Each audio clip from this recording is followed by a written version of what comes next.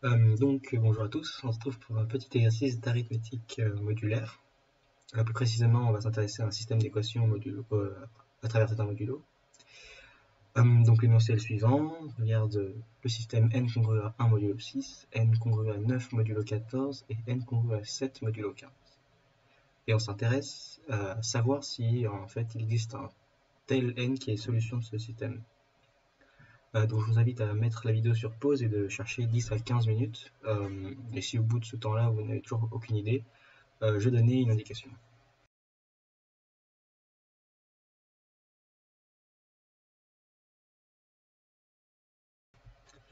Donc l'indication, ça repose en fait sur la remarque qu'on a un outil qu'on appelle le lemme des restes chinois qui dit plus ou moins, qui nous permet quand même en général de résoudre ce genre d'inéquation, mais il faut faire un peu attention parce que dans l'hypothèse du théorème, on demande à ce que les modulos euh, pour lesquels on regarde les congruences soient premiers entre 2 à 2. Et ici, il y a un problème parce que par exemple 6 et 14 ne sont pas premiers entre eux car tous les deux pairs, ou par exemple 6 et 15 ne sont pas premiers entre eux non plus car tous les deux divisés par 3.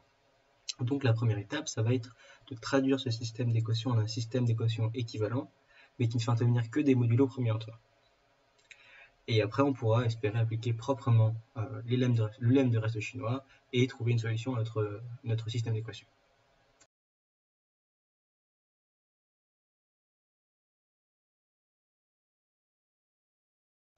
Donc je vais présenter ma solution. C'est une occasion pour vous de confronter votre solution à la mienne si vous en avez déjà une, ou juste d'avoir une solution si vous n'avez pas trouvé. Donc, l'indication nous disait qu'il fallait traduire nos relations, qui étaient modulo 6, 14 et 15, en des modulos qui étaient 2 à 2 premiers entre eux. Une très bonne façon de le faire, c'est de décomposer chacun des entiers auxquels on regardait les relations, donc 6, 14 et 15 en facteurs premiers, parce qu'on sait que deux premiers distances sont premiers entre eux, et donc si on arrive à ramener notre système de congruence à un système de congruence qui est uniquement sur les nombres premiers, on pourra appliquer le lemme chinois.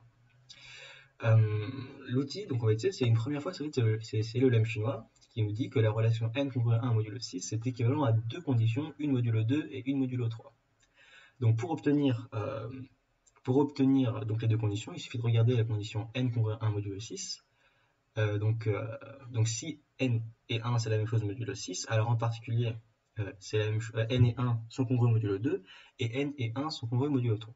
Donc a priori, le fait que n soit congru à 1 modulo 6, ça implique les deux conditions n congru à 1 modulo 2 et n congru à 1 modulo 3. Ce que dit le lemme chinois, c'est qu'en fait on a une équivalence.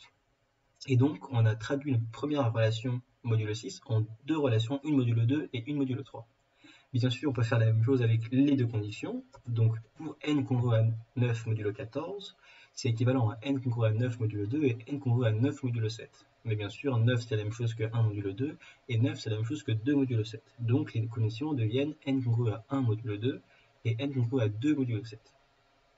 Finalement, on fait la même chose avec la dernière relation, n congru à 7 modulo 15.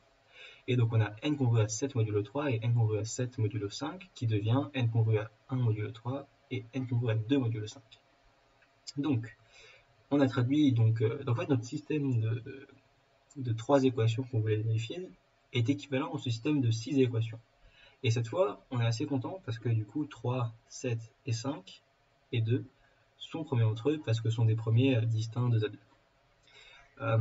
Ce qui est important quand même de vérifier, c'est que les informations ne sont pas contradictoires.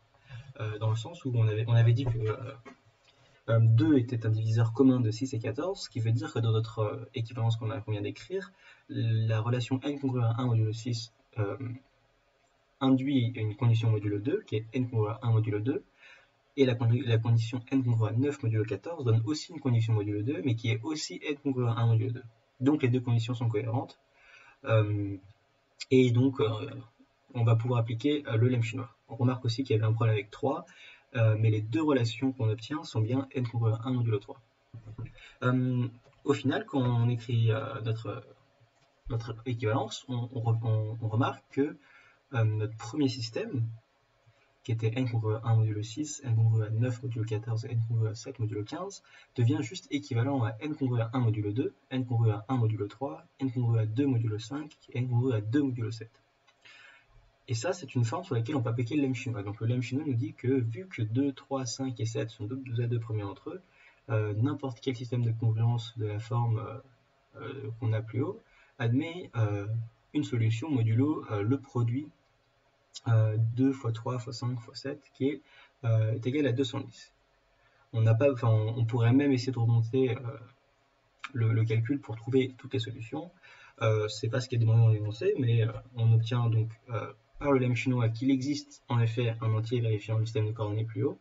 D'ailleurs, il existe une infinité parce que si jamais vous avez un entier qui vérifie la relation, alors si vous lui rajoutez n'importe quel multiple de 210, il va rester solution du système. En fait, si on réfléchit un peu à ce que dit le lemme chinois et qu'on calcule un peu explicitement, on voit que les seules solutions de ce système sont en fait les entiers congrue à 37 modulo 210. C'était pas ce qui était demandé, mais c'est quelque chose qu'on peut toujours calculer explicitement. Donc voilà, donc pour résumer, on peut toujours, cette idée se généralise, c'est-à-dire que si vous avez un système de congruence quelconque, vous pouvez toujours regarder chacune des relations modulo des premiers ou des puissances de premiers. Bien sûr, si vous avez par exemple un 8, si vous regardez plutôt un 12, vous regardez modulo 4 ou modulo 3. Et donc, pour pouvoir écrire une équivalence, il faut que les différentes relations que vous obteniez soient toutes cohérentes les unes avec les autres. C'est-à-dire que deux relations modulo P ne doivent pas être contradictoires si vous la regardez dans la première ligne et la deuxième ligne. Et sous réserve qu'il n'y a pas d'incohérence dans vos conditions, vous pourrez toujours vous ramener à une application du lemme chinois, comme ci-dessus, et vous aurez donc l'existence de solutions, et même vous pourrez même les calculer avec un peu de courage. Donc voilà, merci et à la prochaine.